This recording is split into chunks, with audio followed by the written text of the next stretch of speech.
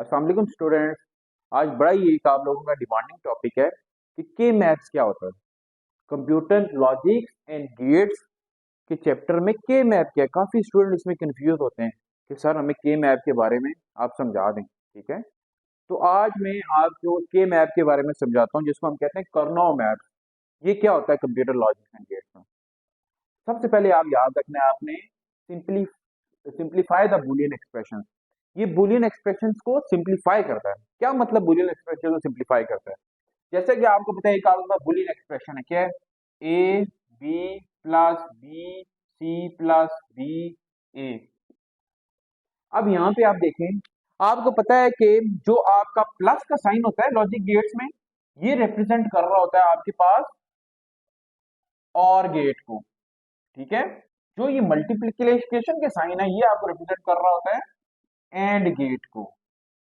ये simplify the Boolean expression क्या मतलब? सिंप्लीफाई द बुलियन एक्सप्रेशन का मतलब ये है आपके पास कि जहां पे आपके पास 5 एंड गेट यूज हो रहे हैं, वहां पे करनौह मैप के साथ आप वही काम एक या दो एंड गेट में कर देंगे। जहां पे आपके पास 2-3 और गेट यूज हो रहे होंगे, करनौह मैप से आप वही काम एक और गेट में कर लेंगे। सेम आउटपुट रहेगा, लेकिन क्या हो जाएगा उसमें हम सिंप्लीफाई करके हम गेट्स की तादाद को कम कर देंगे।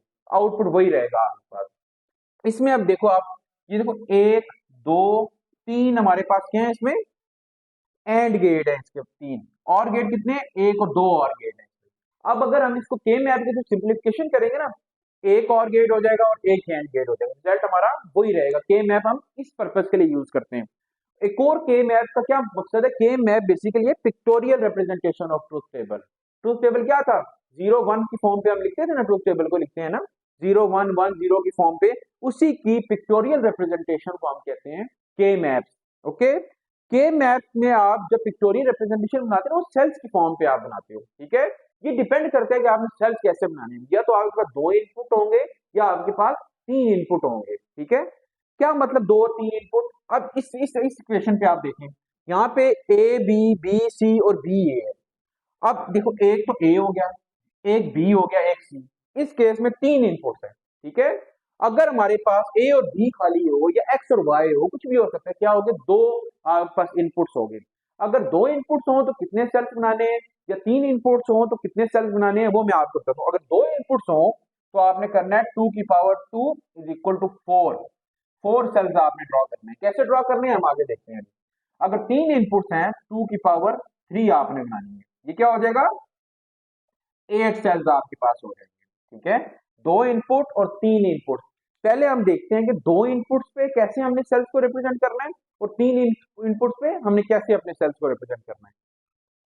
स्टूडेंट्स आइए देखते हैं कि 2 इनपुट्स होंगे तो हमें सेल को कैसे ड्रॉ करना है, कैसे बनानी है सेल्स को। जैसे कि मैंने आपको बताया कि 2 इनपुट्स अगर मेरे पास हों, 2 इनपुट्स, उसके कितने सेल बनेंगे? 4 बनेंगे। कैसे बनेंगे वो 4 सेल, वो देखते हैं हम। इसमें ऐसे होगा, 2 कॉलम और 2 रोज होंगी आपके पास। ठीक है, 2 कॉलम एंड 2 रोज होंगी आपके पास। और कैसे होगा यहाँ पे? ठीक है, फॉर एग्जाम्पल यहाँ पे मेरे पास ए और बी इनपुट है। ओके, एक मेरे पास बुलियन एक्सप्रेशन गिवन है जिसमें खाली ए और बी है। वो यूं नहीं हो सकता है Boolean expression A B plus B A plus A bar और बी। ठीक है, इसको सिंप्लीफाइड फॉर्म कहते हैं, बार भी कह सकते हैं, सिंप्लीफाइड फॉर्म। ये क्या करेगा? ये उल्ट करता है, ये नॉट गेट होता है, जो आपने पढ़ा भी होगा। ठीक है, अब ये कैसे होगा आपके पास? यहाँ पे आपने इसको यूं लिखना है, ए बार बी बी बार। ठीक हो गया? आपने इसको इस तरह डिजाइन करना है, 2 इनपुट्स को, पहले ए और ए की सिंप्लीफाइड फॉर्म जिसको ए बार भी कह सकते हो, फिर बी और बी की सिंप्लीफाइड फॉर्म जिसको आप बी बार भी कह सकते हो। अब आप नेक्स्ट आते हैं, अब सेल को ऐसे कैसे फिल करना है आपने। यहाँ से देखो, ए बार है, ऊपर से बी, ए बार ऊपर से बी बार, ए ऊपर से बी, ए ऊपर से बी बार। ठीक है, जब भी जैसा भी आपके पास क्वेश्चन आए, अगर उस क्वेश्चन पे 2 इनपुट हैं तो आपने ये टेबल याद रखना है। ठीक है, 2 इनपुट है, ये टेबल आपने ड्रॉ करना ही करना है, बेशक वो क्वेश्चन जैसा भी हो। ऐसा हो क्वेश्चन, कुछ भी क्वेश्चन हो, 2 इनपुट्स हैं, इसमें भी 2 है, ए और बी है, तो आपने ये ड्रॉ लाजमी करनी ही करनी है। वो बाद की बात आती है क्वेश्चन को देखने, हमने हमने क्या करना है, 2 इनपुट्स हुए, ये आपने ड्रॉ करना ही करना है लाजमी। ठीक है, स्टूडेंट्स अभी दो इनपुट्स का हमने देख लिया कि दो इनपुट्स का क्वेश्चन जैसा भी हो हमने कैसे ड्रॉ करना है, दो इनपुट्स का यहाँ पे सेल्स कैसे बनाने हैं आपने, ये आपने देख लिया। 2 की पावर टू 4 फोर सेल्स बनने हैं, आपने याद रखना इस तरह बनना है, ठीक है। ये टेबल आपने ड्रॉ करना ही करना है, बेशक क्वेश्चन जो मर्जी हो, ठीक है। देन हम आ जाते हैं तीन इनपुट्स हो तो तीन इनपुट्स हैं, कैसे पता लगेगा तीन, देखो ए एक बार है, बी भी एक बार है, सी भी इसमें एक बार है, तीन इनपुट्स हो गए मेरे पास यहाँ पे। 2 की पावर 3 8 सेल्स बनेंगे, कैसे होगा, रोज हमारे पास दो ही रहेंगे बट कॉलम्स हमारे पास चार हो जाएंगे। इनकी लेबलिंग कैसे करनी है आपने, ए और ए बार ही, उसी तरह फिर यहाँ पे B bar B B, C बार सी बार, सी बार को आप सिंप्लीफाइड फॉर्म भी कह सकते हो सी की, ठीक है। अब हमने इसके अंदर इंसर्ट कैसे करना है, देखो यहाँ से क्या आ रहा है, ए बार ऊपर से बी बार नीचे से C bar, A bar B bar C, A bar B C, A bar B C bar, A B bar C bar, देखो ना ये सेल है ना। अब यहां से क्या आ रहा है, ए आ रहा है, ऊपर से क्या आ रहा है, बी बार आ रहा है और सी, A B C, A B और सी बार, ठीक है स्टूडेंट। दो इनपुट्स का आपके पास क्वेश्चन आ गया, बुलियन एक्सप्रेशन आ गया, आपने ये ड्रॉ करनी है। तीन इनपुट्स का आ गया, आपने ये ड्रॉ करनी है, ठीक है। पहले आपने ये ड्रॉ करनी ही करनी है, ठीक हो गया। देन हम देखते हैं ये ड्रॉ करनी है तो फिर क्वेश्चन जो है, क्वेश्चन के मुताबिक हम इसमें चेंजिंग कैसे करेंगे, अब हम वो देखते हैं। स्टूडेंट्स अभी हमने ये क्या देखा इसमें कि दो इनपुट्स का हमने कैसे सेल्स उनके बनाने हैं, उसके अंदर कैसे लेबलिंग करनी है, तीन इनपुट्स हो तो हमने उसके अंदर कैसे लेबलिंग करनी है, लेबलिंग हमने कर दी।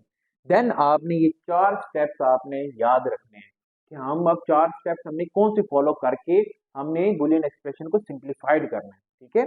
टेबल्स आपने बना दिए दो इनपुट्स के और तीन इनपुट्स के, अब आपने इन टेबल्स को फिल कैसे करना है, ये बड़ी गौर करने की बात है।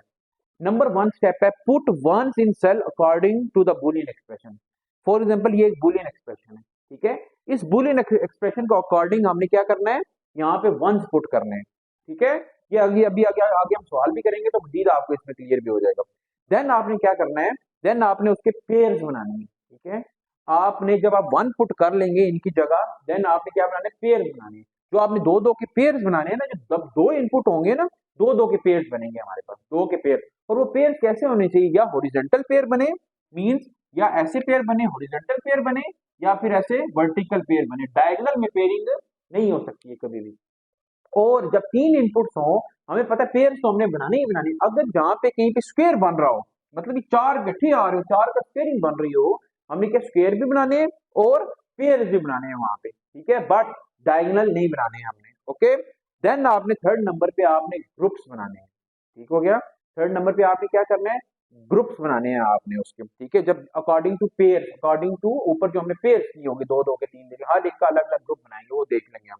देन आपने जब ग्रुप्स बनाने के बाद आप क्या करोगे, जो ए और सिंप्लीफाइड ए की फॉर्म होगी ना, ए की ग्रुप में आपने उन दोनों को काट देना है, ठीक है, उन दोनों को डिलीट कर देना। ए भी है और ए सिंप्लीफाइड फॉर्म भी है, उन दोनों को काट देंगे। अगर दो ए हैं तो नहीं काट सकते हम, अगर एक ए और एक ए बार है सिंप्लीफाइड फॉर्म में, देन हम काटेंगे। एक बी है, बी बार है, देन काटेंगे। एक सी है, सी बार है, देन काटेंगे हम, ठीक है। एंड पे आपने जो बचेगा हमारे पास, उसको आपने ऐड कर देना, ठीक है। अभी हम एक क्वेश्चन एग्जांपल करते हैं स्टूडेंट्स, अभी हम एक एग्जांपल कर लेते हैं। हमारे पास ये एक बूलियन एक्सप्रेशन है, ठीक है। अब सबसे पहले मैंने क्या बताया था आपको, बूलियन एक्सप्रेशन पे आपने देखना है कि इनपुट्स कितने इनपुट्स हैं इसमें, ए और बी है, दैट्स मीन दो इनपुट्स हैं इसमें, ठीक हो गया। कितने इनपुट्स हैं, दो इनपुट्स हैं इसमें। दो इनपुट्स के लिए कौन सी डायग्राम होगी मेरे पास, कौन सी कितने सेल्स बनेंगे, चार सेल्स बनेंगे। और ये हम बनाएंगे दो इनपुट्स में। ये अभी यहाँ पे मैंने ड्रॉ कर ला, इसको आपने ड्रॉ करनी है, जब भी क्वेश्चन है ये ड्रॉ किया हमने, ओके। ये ड्रॉ कर दी, देन आपने वो पॉइंट्स याद रखने, फिर आपने क्या करना है, ठीक है। फिर आपने क्या करना है, ये यहाँ पे ड्रॉ कर लिया आपने, ओके। फिर आपने क्या करना है, put ones in cell according to the Boolean expression. क्या मतलब, आपने इसी तरह एक और यहाँ पे बना देना है इस तरह, ठीक है, खाली बना दिया। According to Boolean expression put ones करना है, ठीक है। इसके अंदर कैसे, पहला क्या है, ए बार और बी। अब देखिए ए बार और बी कहाँ पे है, यहाँ पे है ना, पहले सेल पे है, यहाँ पे आपने लिख देना है यहाँ पे 1, ओके। क्या लिख देना है, यहाँ पे आपने 1 लिख दिया आपने। देन आप देखें क्वेश्चन में, इसमें क्या है, ए और बी बार, ए और बी बार कहाँ पे है, ए और बी बार यहाँ पे एंड पे, यहाँ पे आपने लिख दिया 1। थर्ड क्या है, ए और बी, ए और बी कहाँ पे है, यहाँ पे, यहाँ पे आपने लिख दिया ए और बी, ठीक है। ये आपने खाली छोड़ देना, क्यों, हमारा क्वेश्चन कंप्लीट हो गया, यहाँ पे आपने कुछ भी नहीं लिखना है, ओके, दूसरे पेयर में आ जाओ, दूसरे पॉइंट में आ जाओ। पेयर्स बनाने हैं हमने दो दो के, या तो वर्टिकल पेयर बनाने हैं या फिर हॉरिजॉन्टल पेयर हमने बनाने हैं, ठीक है। अब इसमें देखिए पेयर दो दो के कैसे बनेंगे। वर्टिकल पेयर एक ये बन जाएगा। अब ये देखिए ये अकेला रह रहा है, हमने पेयर बनाना है तो इसको इसके साथ जोड़ देंगे। कितने पेयर यहाँ पे हमारे पास बन गए, दो पेयर बन गए, हमने देख लिए, ठीक है। पेयर हमने बना लिए, देन हमने ग्रुप्स बनाने हैं। ग्रुप्स कैसे बनाने हैं, इसी पेयर पे देखो, एक पेयर ये वाला बना था ना हमें, ये वाला एक पेयर बना था हमारे पास। ग्रुप्स कैसे बनाएंगे हम यहाँ पे, ये और ये एक पेयर बना था, पहला ग्रुप बन गया जी ये और ये। यहाँ वन पे क्या पड़ा हुआ था मेरे पास, ए बार और बी। इसमें नीचे क्या पड़ा हुआ है वर्टिकल पेयर में, यहाँ पे ए और बी, ए और बी, एक ग्रुप ये बन गया। दूसरा ग्रुप भाई ये और ये था ना हमारे पास, इसको पहले लिख लो क्या पड़ा हुआ है, ए और बी, फिर क्या पड़ा हुआ है यहाँ पे ए और बी बार।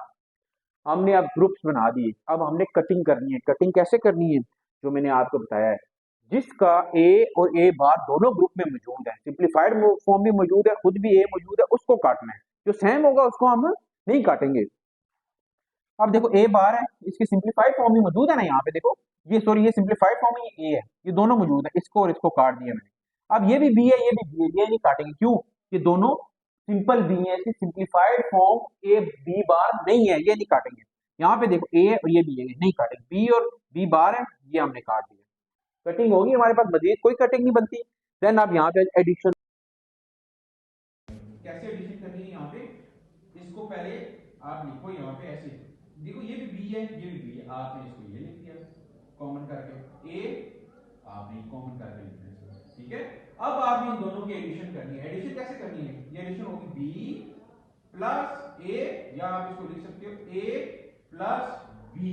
ये आपके पास आंसर आ गया। अब देखें आप इस आंसर को, आप देखें आप ए प्लस बी, सिंपली यहां पे हमारे पास एक और गेट यूज हो रहा है। क्या हो रहा है, एक और गेट यूज हो रहा है। तो बुलियन एक्सप्रेशन में पहले क्या था, एक दो और गेट हो रहे थे, एक दो तीन एंड गेट हो रहे थे आपके पास। कितना सिंप्लीफाइड कर दिया के मैथ ने। वही काम अब आपका एक आपके पास यहाँ पे और गेट करेगा। कितना छोटा यहाँ पे हमारा बुलियन एक्सप्रेशन हो गया। के मैथ ने तो ये तो फैसिलिटी दी हुई है। क्या फैसिलिटी दी हुई है, इतने बड़े बड़े बुलियन एक्सप्रेशंस होते हैं, उनको सिंप्लीफाइड करके दे देते हैं। जहां पे इतने गेट्स रिक्वायर्ड थे, वहां पे सिंपली एक और गेट मेरा वही काम